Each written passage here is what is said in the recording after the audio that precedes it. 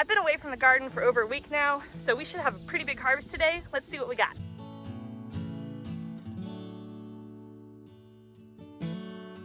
I already see right off the bat that there's a ton of tomatoes and cucumbers and other stuff to harvest. So let's just go ahead and get into it because it's really hot today and I don't want to be out in the sun for too long.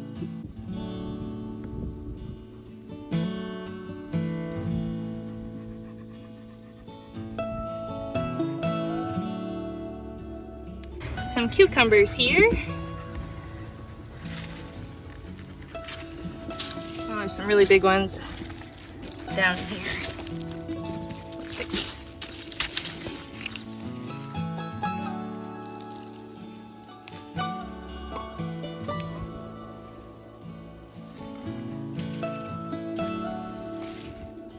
These cucumbers are kind of cool. They're white on the outside and white on the inside. They're called a dragon's egg cucumber. I think it's just a fun shape and something a little different. I like things that are a little unique.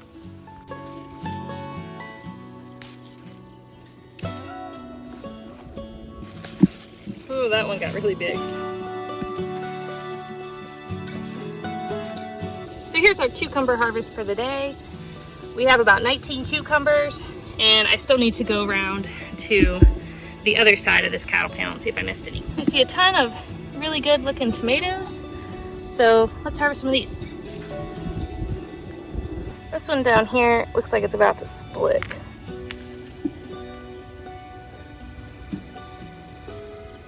I'll go ahead and pull this one too because it might split on me here. It'll continue to redden up on the counter.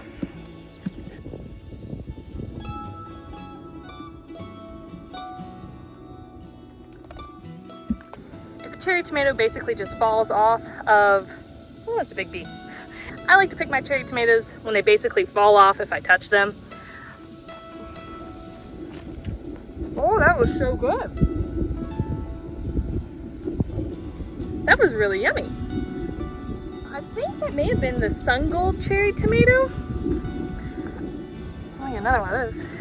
A little orange. I think these are the Sun Golds. Oh, that's delicious.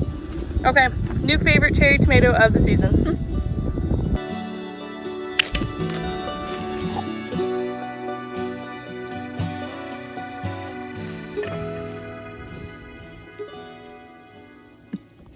We have some really big green ones that'll be coming soon. I'm excited for those.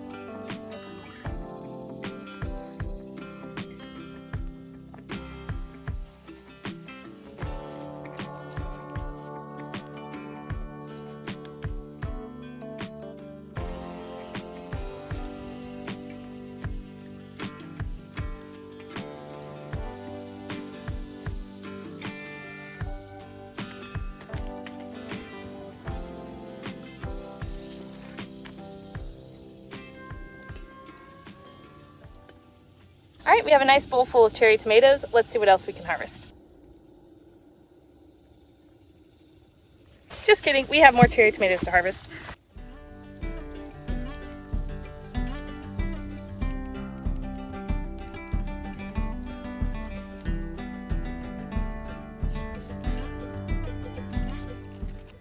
We have some Kajari melons growing here.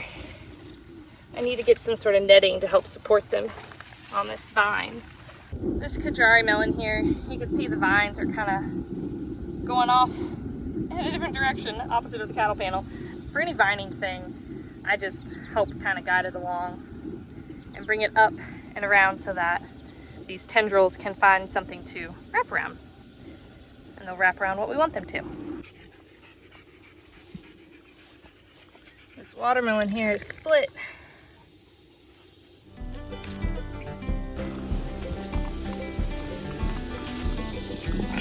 This one's split too. It's actually pretty rotten.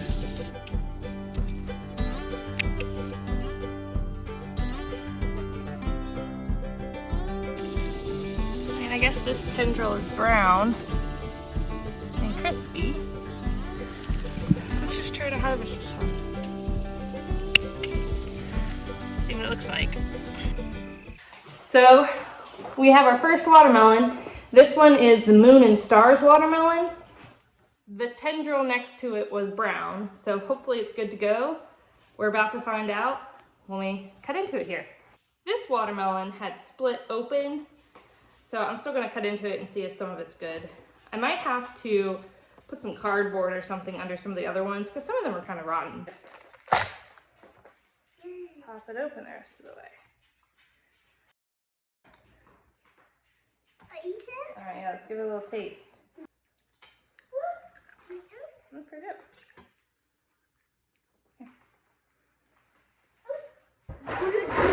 Really good? Yeah, we got dry the watermelon.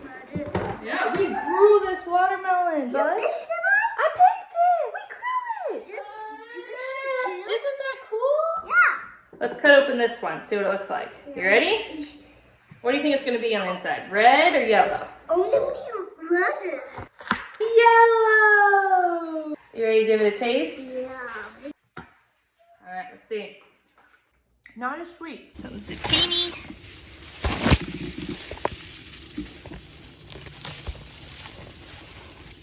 Oh no.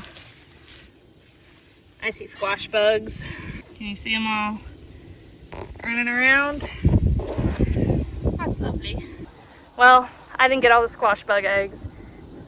There's a lot on that plant, so I probably won't get any more zucchini off that one. Over here on this cattle panel, we have some of these red Chinese noodle beans. This is my first year growing them. We tried some of them the other night with some other roasted vegetables, and they were pretty good. I wouldn't say I'm in love with them, but they're certainly really cool and they add some unique color.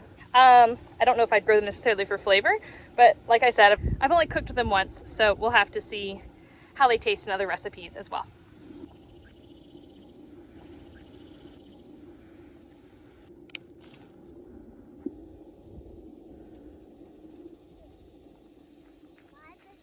They're definitely very unique looking. They have such a vibrant color. 5 beans is definitely enough to feed us, so you get a lot of bang for your buck for one bean there. I also have some green beans here that I see are ready for harvest.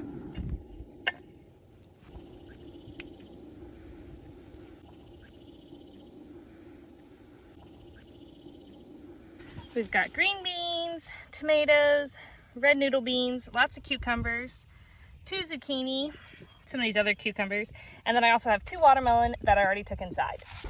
I also decided to cut myself a little bouquet for the counter. I may get some of my dahlias as well to add to it. Let's go do the other garden across the way with the raised beds.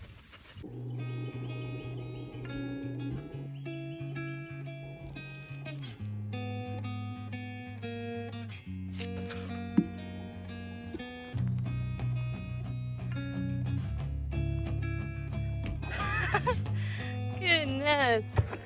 Well, it's been a week since I've harvested anything, and that zucchini is massive, and I also see lots of squash bugs.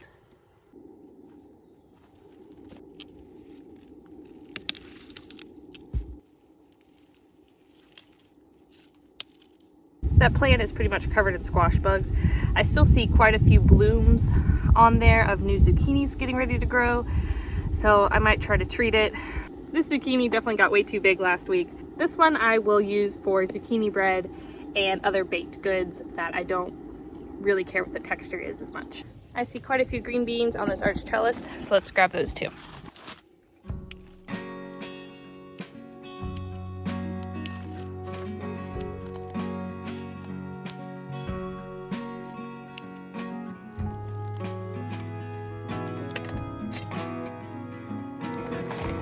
On this other arch here, we have some cucamelons.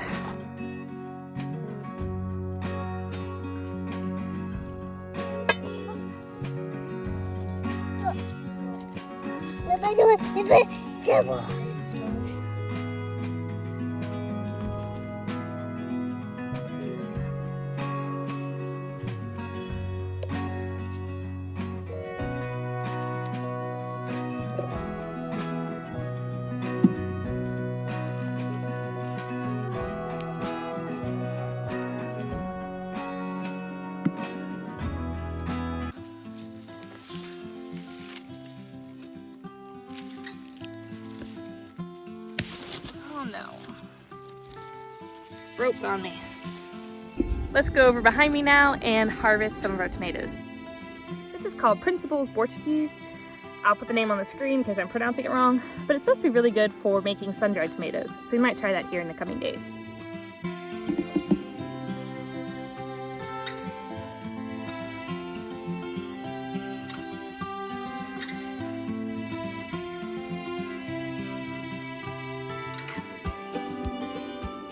I've talked about this variety a few times. This is the red currant tomato.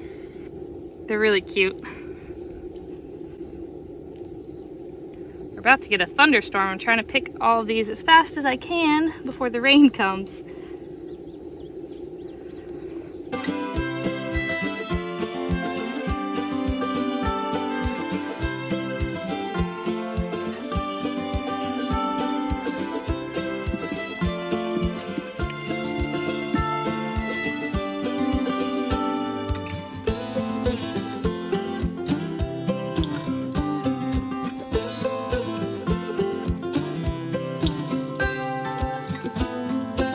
Decent sized bowl of cherry tomatoes. Well, it's starting to rain on me, so I'll come back out in a little bit and finish up. Let's quickly get dinner into the oven.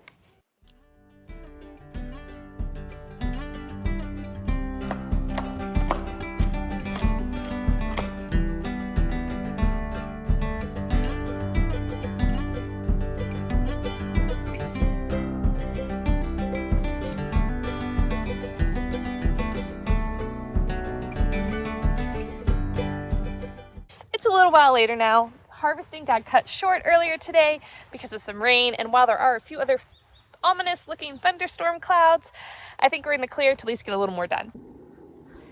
First thing I'm going to do is try to spray these squash bugs with some neem oil. There's another rainstorm coming, so hopefully it'll kill it, and then the rain will prevent it from happening again.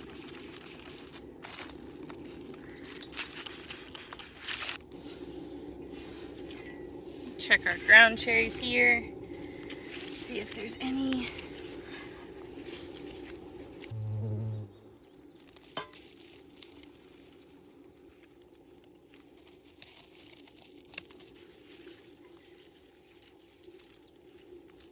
I just picked off the ground cherries that were already on the ground. Some of them are green, but the best tasting ones are the ones that are more brown and have the deeper yellow color. Over here in some pots at the end of these rows, I have some fingerling potatoes, and we're gonna see if there's any potatoes in there.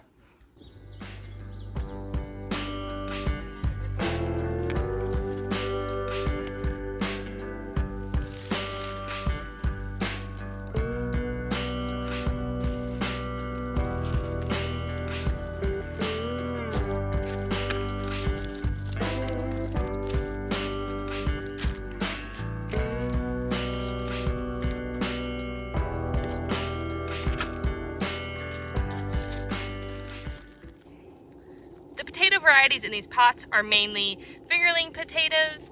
I still have 4 more pots over there with greens on the top, but these ones have all completely died back, so I'm going to dump them into the bed so that I don't lose any good soil and that any excess soil can just stay in this bed.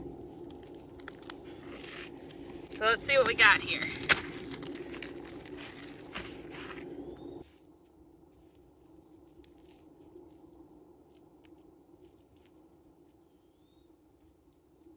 I think this is our seed potato. Kind of rotten.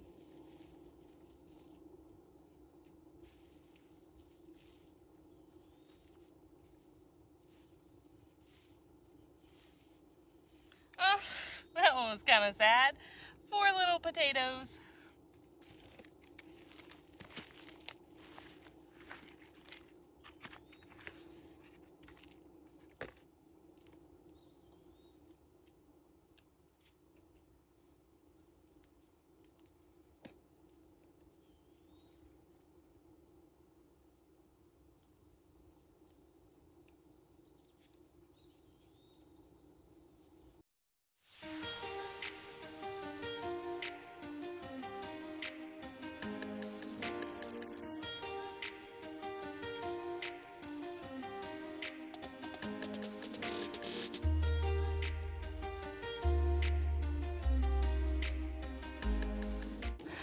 only 4 fingerling potatoes. Honestly, that's pretty pitiful because I did put a couple in each pot, and the small bag that I planted was about that big, so I basically got back what I planted. There's a bunch of blackberries here. Ready?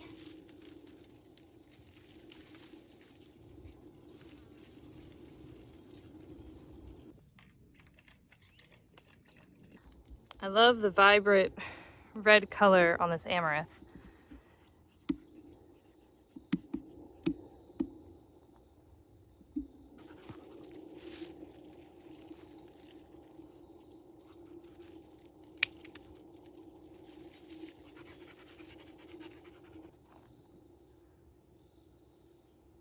The Japanese beetles have really been attacking everything, including the flowers, but I still think they're beautiful, even if they have a little bit of damage. These are the white dahlias. Let me show you up close on the zinnias too. This one's kind of bent, but I think it's so pretty still. A few more. Here's our little bouquet for this evening.